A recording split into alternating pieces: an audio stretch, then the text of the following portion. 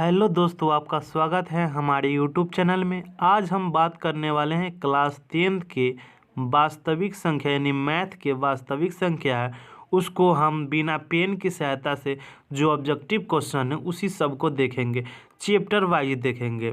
देखिए इसमें वैसे क्वेश्चन को रखा गया है जो यानी कि बिना पेन उठाए यहाँ पे सॉल्व कर सकते हैं, आप अपने मुंह पर सॉल्व कर सकते हैं। तो यह पार्ट 1 है, वास्तविक यानी रियल नंबर्स का पार्ट 1 है। 20 क्वेश्चन करेंगे, ये 2 पार्ट्स में है। तो पार्ट 1 आज देख लेते हैं और किसी दूसरे दिन इसका पार्ट 2 देखेंगे। तो देखिए हम चलते हैं क्वेश्चन की तरफ। आप यहाँ पे आप मुंह पे बना सकते हैं, अगर बने नहीं तो अगर यह सॉल्व अगर अच्छा से नहीं हो पाता है आपके मुंह पर, मैं जो बता रहा हूँ वो सॉल्व नहीं हो पाता है तो कमेंट कीजिएगा, मैं उसका प्रॉपर वीडियो करके उसको सॉल्यूशन के साथ सभी को मैं बता दूंगा। तो चलते हैं फर्स्ट क्वेश्चन की तरफ। देखिए यहाँ पे फर्स्ट क्वेश्चन क्या कह रहा है। फर्स्ट क्वेश्चन कह रहा है कि यदि यहाँ पे देखिए यदि ए और बी अभाज्य संख्याएं हैं तो ए और बी का लसागु क्या होगा। तो अभाज्य संख्या क्या होता है? तो अभाज्य संख्या वैसी संख्या को कहते हैं जो स्वयं और एक से कटे, यानी कहने का अर्थ है कि वो अपने टेबल में ही रहे और एक के टेबल में रहे। जैसे में कोई भी संख्या मान लीजिए, जैसे में मान लेते हैं कि 4, तो देखिए 2 के टेबल में है, 4 के टेबल में है, तो यह नहीं होगा ऐसे। देखिए यहाँ पे 2, तो 2 के टेबल में है और 1 के टेबल में, तो ऐसी संख्या सब अभाज्य संख्या होती है। तो देखिए यहाँ पे 2 अभाज्य संख्या कोई भी मान लीजिए, 2 और 3 अभाज्य संख्या है। तो देखिए 2 3 का यहाँ पे लसागु निकाला जाए तो ओवरऑल 6 हो जाएगा, यानी गुना कर दिया गया। तो ए और बी का यहाँ पे क्या हो जाएगा, ए बी, यानी इसका सही आंसर हो जाएगा सी, इसका राइट आंसर हो जाएगा, यानी कि ये भी। यहाँ पे ओवरऑल ए और बी का अभाज्य संख्या, यानी सही से ऐसे कहा जाए कि ए और बी का अभाज्य संख्या यानी लसागु क्या होगा, यहाँ पे ए बी हो जाएगा इसका सही आंसर। कहीं भी आए अभाज्य संख्या का लसागु क्या होगा तो उसको गुना कर दीजिएगा। उसके बाद है अगला क्वेश्चन है 2 नंबर है। 2 नंबर क्या कर रहा है, निम्नलिखित में से कौन अभाज्य संख्या है। तो ऊपर में बताया है कि वैसी संख्या जो स्वयं और एक से कटे, यानी किसी दूसरे के टेबल में नहीं आना चाहिए, एक और स्वयं के टेबल में आना चाहिए। तो देखिए यहाँ पे ऑप्शन है 15, 23, 12, 75। देखिए यहाँ पे 15 तो 3 के टेबल में आ रहा है और 5 के टेबल में आ रहा है, तो ये तो होगा नहीं अभाज्य संख्या। और देखिए 23 1 के टेबल में आ सकता है और यहाँ पे क्या 23 यानी अपने स्वयं से कट सकता है। तो यहाँ पे ओवरऑल यही आंसर हो जाएगा, ऑप्शन नंबर 20 का सही आंसर है। उसके बाद अगला क्वेश्चन है 3 नंबर है। 3 नंबर क्या करा है, निम्नलिखित में कौन परिमेय संख्या। तो आप परिमेय संख्या को भली भांति जानते होइएगा, 9th से पढ़ते आ रहे हैं कि परिमेय संख्या क्या होता है, जो पी वाई क्यू के रूप में हो, यानी कि वो रूट के अंदर में नहीं होना चाहिए। अगर रूट के अंदर में हो तो उसका सोल्यूशन निकलना चाहिए या सोल्व करके रूट में नहीं आना चाहिए। देखिए यहाँ पे फर्स्ट ऑप्शन है 2 - √3, तो ये √3 का वर्गमूल नहीं निकलता है, तो ये तो अपरिमेय संख्या हो गया। √5 का नहीं निकलता है। देखिए यहाँ पे सी में √3 से √3 कट जाएगा, तो यहाँ पे सोझे यहाँ पे 2 बच जाएगा। तो यहाँ पे सही आंसर हो जाएगा ऑप्शन नंबर सी, यहाँ पे क्या हो जाएगा, परिमेय संख्या हो जाएगा। उसके बाद अगला क्वेश्चन है 4 नंबर क्वेश्चन क्या कह रहा है कि सबसे छोटी भाज्य संख्या और छोटी अभाज्य संख्या का मौसा कितना होता है। तो देखिए छोटी भाज्य संख्या क्या होता है, भाज्य संख्या किसे कहते हैं। तो भाज्य संख्या वैसी संख्या को कहते हैं जो स्वयं और एक के अलावा किसी अन्य संख्या से भी कटे। जी हाँ दोस्तों, एक और स्वयं के अलावा किसी अन्य संख्या से भी विभाज्य होना चाहिए, वैसी संख्या को भाज्य संख्या कहते हैं। अभाज्य संख्या तो जानते हैं कि वैसी संख्या जो एक और स्वयं से कटे। तो सबसे छोटी भाज्य संख्या 2 यानी कि 4 होता है। सबसे छोटी भाज्य संख्या कितना होता है, 4 होता है, और सबसे छोटी भाज्य संख्या अभाज्य संख्या 2 होता है। तो सबसे छोटी भाज्य संख्या 4 और सबसे छोटी अभाज्य संख्या 2, तो दोनों को यानी कि मौसा उसका निकालेंगे, 4 और 2 का मौसा कितना हो जाएगा, 2 आएगा। कितना हो जाएगा दोस्तों, 2 आएगा। तो इसका सही आंसर क्या हो जाएगा, ऑप्शन नंबर बी इसका सही आंसर हो जाएगा। यहाँ पे 2 सही आंसर है। उसके बाद 5 नंबर क्वेश्चन क्या कह रहा है, 5 नंबर क्वेश्चन कह रहा है कि 2 लगातार संख्याओं का मौसा है। तो 2 लगातार संख्या, कोई भी संख्या लगातार होना चाहिए, जैसे में 2 3 ले लीजिए, 1 2 लीजिए, 5 6 ले लीजिए। तो इसका मौसा निकालिएगा, तो देखिए 5 6 ले लेते हैं, तो 5 6 ले लिए, तो 5 6 का मौसा निकालिएगा, तो दोनों में कोई कॉमन नहीं है, मासा वही ना होता है जो कॉमन होता है, तो कॉमन कुछ भी नहीं है, तो इसका सही आंसर हो जाएगा, क्या हो जाएगा, 1 होगा। कोई भी जिसका मासा नहीं निकल पाता है उसका मासा 1 होता है। यहाँ पे क्या हो जाएगा, ऑप्शन नंबर बी इसका सही आंसर हो जाएगा, यहाँ पे 1 सही आंसर है। उसके बाद 6 नंबर क्या कह रहा है कि 7 + 3√2 है, परिमेय संख्या है, अपरिमेय, भिन्न संख्या, पूर्णांक संख्या।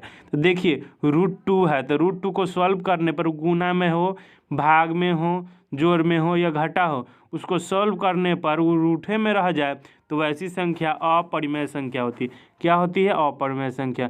क्या हो जाएगा यहाँ पे, ऑप्शन नंबर 20 का सही आंसर हो जाएगा। अब 8 नंबर क्वेश्चन क्या कह रहा है, 8 नंबर क्वेश्चन, 7 नंबर क्वेश्चन क्या कर रहा है कि निम्न में कौन परिमेय संख्या है। 7 नंबर क्या कर रहा है, निम्न में कौन परिमेय संख्या है।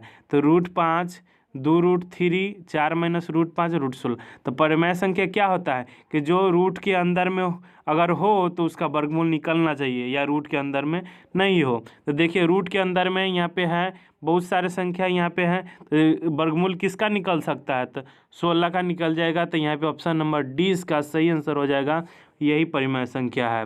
अगला क्वेश्चन है 8 नंबर क्वेश्चन क्या कह रहा है कि निम्न में कौन अपरिमेय नहीं है। तो अपरिमेय नहीं है यानी कि परिमेय होना चाहिए। तो परिमेय देखिए √10 इसका तो वर्गमूल नहीं निकलेगा, √24 का नहीं निकलेगा वर्गमूल, √35 का नहीं निकलेगा, √121 यानी इसका निकल जाएगा। तो यही ना है, अपरिमेय नहीं है, परिमेय है। तो यहाँ पे आंसर हो जाएगा ऑप्शन नंबर डी इसका सही आंसर हो जाएगा।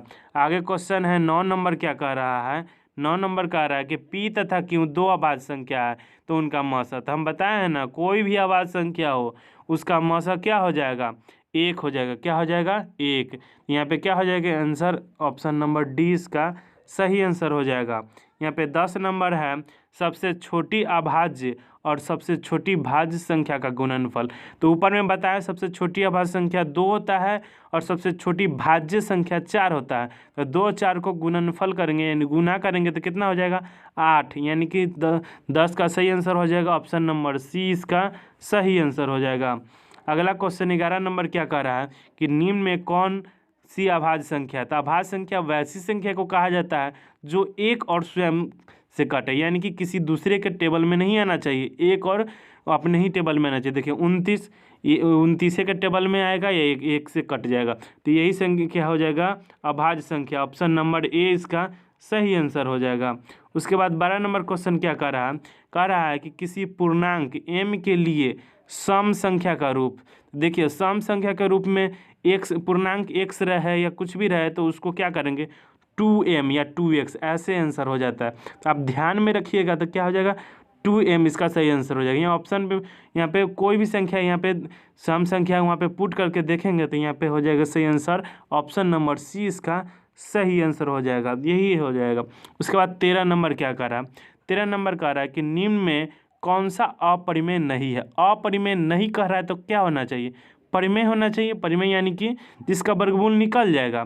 तो सभी वर्गमूल यानी रूठे में है तो वर्गमूल किसका निकलेगा, तो यहाँ पे √64/√81 है, तो इसका तो निकल ही जाएगा, तो यही आंसर हो जाएगा, ऑप्शन नंबर ए सही हो जाएगा। उसके बाद 14 नंबर क्वेश्चन क्या कर रहा है कि 4 - √3 है। तो देखिए √3 का वर्गमूल तो नहीं निकलेगा, तो नहीं निकलता है तो जोड़ में रहे, घटाव में रहे या गुना में रहे, कौन सी संख्या हो जाता है, अपरिमेय संख्या हो जाएगा, ऑप्शन नंबर 20 का सही आंसर हो जाएगा। चलते हैं अगला क्वेश्चन 15 नंबर की तरफ। देखिए यहाँ पे 15 नंबर क्या कह रहा है, 15 नंबर क्वेश्चन क्या कह रहा है, निम्नलिखित में कौन अपरिमेय संख्या है। तो अपरिमेय संख्या कहने का अर्थ क्या होता है कि यानी कि रूट के अंदर में अगर होगा तो उसको क्या है, वर्गमूल नहीं निकलना चाहिए। तो देखिए यहाँ पे √36 का निकल जा रहा है पहला ऑप्शन में, √1 का भी निकलता है, √81 का भी निकल जाता है, तो ये तो परिमेय संख्या हो गया। √3/√5 यानी √3 का तो नहीं है निकलेगा, यही हो जाएगा ऑप्शन नंबर सी। 15 का क्या हो जाएगा, ऑप्शन नंबर सी। किसी एक का भी नहीं निकलेगा तो वहाँ पे हो जाएगा। तो देखिए यहाँ पे 16 नंबर क्या करें, निम्नलिखित में कौन सी अभाज्य संख्या। तो अभाज्य संख्या बहुत बार आ चुका है, तो देखिए तो वैसी संख्या जो एक और स्वयं से कटे। तो देखिए 6 तो 2 के भी टेबल में आ जा रहा है, 3 के भी टेबल में आ जा रहा है, तो ये तो नहीं ये होगा। 9 3 के भी टेबल में आ जा रहा है, अपने टेबल में आ जा रहा है, ये सब नहीं होगा। 15 भी नहीं होगा। देखिए 11 सिर्फ अपने ही टेबल 11 में है और 1 से कट जाता है, तो ऐसी संख्या क्या होता है, अभाज्य संख्या। ऑप्शन नंबर डी इसका सही आंसर हो जाएगा। यहाँ पे देखिए अगला 17 नंबर क्या कह रहा है। 17 नंबर कह रहा है कि दो परिमेय संख्या के बीच कितनी परिमेय संख्या हो सकती है। तो याद रखिएगा, 9th में पढ़िए होइएगा कि दो परिमेय संख्या के बीच अनंत परिमेय संख्या निकाल सकते हैं। तो क्या हो जाएगा, ऑप्शन नंबर डी इसका सही आंसर हो जाएगा।